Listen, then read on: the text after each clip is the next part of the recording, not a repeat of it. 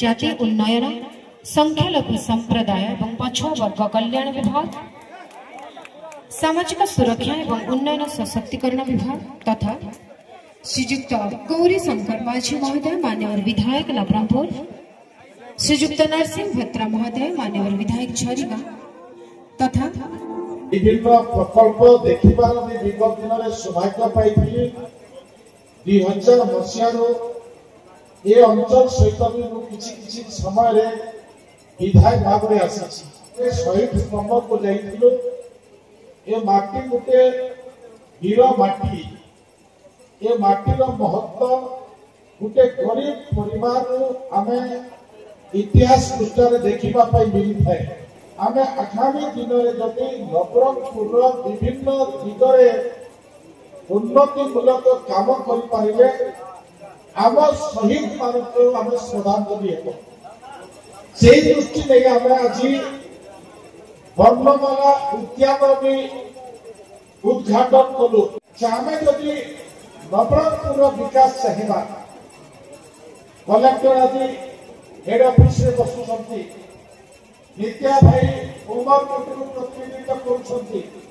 विभिन्न अंचल विभिन्न प्रतिनिधित्व करुवा विषय गोटे किंतु आपण मैंने जो मैंने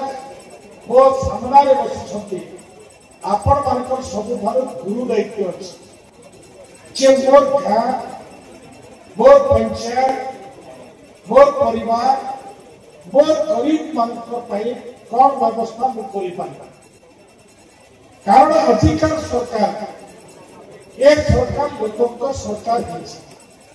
लोकर आभिमुख्य लोक व्यवस्था अंचल पोटेंशियलिटी को आधार कर योजना प्रस्तुत कर एनजीएनआरसी काम ठीक भाव परिचालन दुर्बलता अच्छी नवरंगपुर पाखापाखि 30 ରୁ 35 हजार लोक दादन जाऊँगी ये भी गोटे लज्जा विषय कहीं दादन जीवे जो मैंने दादन जाऊँगी से रखबार व्यवस्था कर ये भी चैलेंज रहबार आवश्यक अच्छे। आज सभा चैलेंज सभा हो जो मैंने दादन जाऊँगी जो मैंने बाहर को काम करने को जाऊँगी प्यारे मेम्बर मान भी बसी समस्त अनुरोध करी जो मैंने दादन दौरा तालिका मोर प्रशासन पाखे मोर कलेक्टर पाखे मोर पीडीडीआरडीए पाखे जिला प्रशासन पाखे आम संकल्प देचु दादन मुक्त ओडिशा करूँ एवं दादन मुक्त नवरंगपुर जिला भी करूँ। दादन मुक्त नवरंगपुर जिला सरकार करें ये समस्त सहयोग विभिन्न समय आम बसुचु बसवा समय आम देखुचु जे कौन आवश्यक अच्छी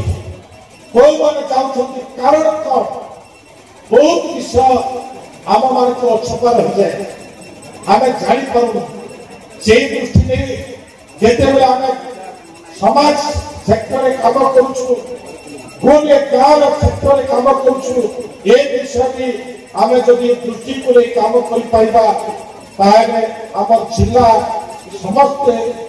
उन्नत शिखर पहुंची पारे से दृष्टि नहीं मुझे विशेष कहूना मोर एति अनुरोध करी आगामी 4 वर्ष